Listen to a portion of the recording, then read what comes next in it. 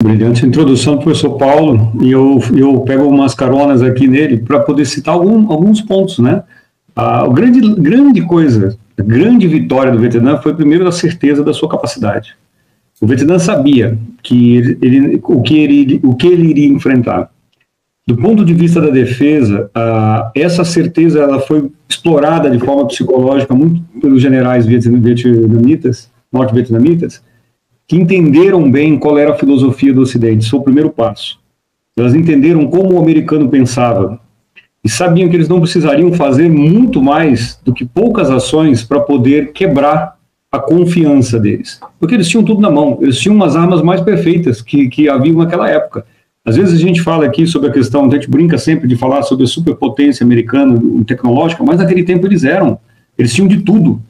Tudo, eles eram capazes de fazer tudo, eles conseguiam deslocar frotas inteiras para a posição lá e permanecer no local sem que sequer a União Soviética tivesse uma marinha que pudesse expulsá-los do local. Isso, por exemplo, hoje, apesar da supremacia americana na questão dos porta-aviões e da frota, ele já é questionável, naquele tempo não era. Eles conseguiam estar na Ásia, para as pessoas terem uma ideia, e dizer, nós vamos ficar aqui, nós vamos apoiar. E apesar de todas as situações, o Vietnã sabia o que ele iria enfrentar. Eles usaram muito o artifício psicológico. O conflito na defesa aérea, ele começa basicamente no ataque americano na Operação Percy Arrow, né? Ela foi feita em 5 de agosto de 1964. Os americanos atacaram algumas bases de torpedeiros vietnamitas, norte-vietnamitas, como forma de aviso, né? 64 aeronaves foram utilizadas no ataque, um número bastante grande, né, até mesmo para os números atuais. E qual foi a expectativa americana? Bom, eles vão ter medo do ataque. Qual foi a interpretação vietnamita? Isso é tudo que eles podem fazer. Eles podem atacar o Vietnã quantas vezes eles quiserem. Há uma frase muito interessante, se eu não me engano foi Ho Chi Minh, me perdoe aqui se eu estiver falando errado. Ele diz o seguinte: vocês podem, enquanto nós matarmos vocês podem matar 1 milhão de nós, mas vocês vão cansar antes. Essa era a filosofia por trás. Foi Ho Chi Minh, né? E então eles tinham a certeza de que eles teriam perdas humanas muito grandes, mas ninguém iria ultrajar o Vietnã. Depois desse ataque, ao contrário do que os americanos imaginaram, houve uma movimentação muito grande da China em dar o apoio ao Vietnã. E a União Soviética e a China, nesse momento, não estavam mais assim tão aliados como se imaginava. Então eles competiam, de certa forma, no apoio ao Vietnã.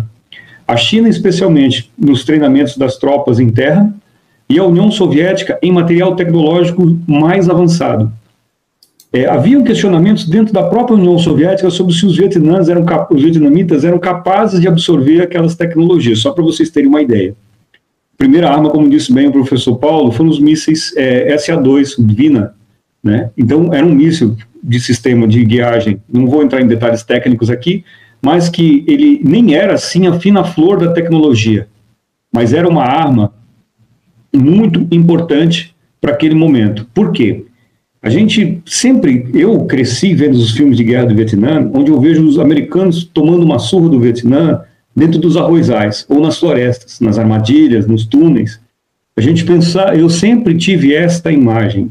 À medida que eu fui entendendo um pouco sobre a evolução do conflito do Vietnã, eu percebi que, na verdade, a guerra do Vietnã ela começou a ser perdida pelos americanos quando a superioridade aérea americana foi restrita a voar sobre alguns territórios permitidos.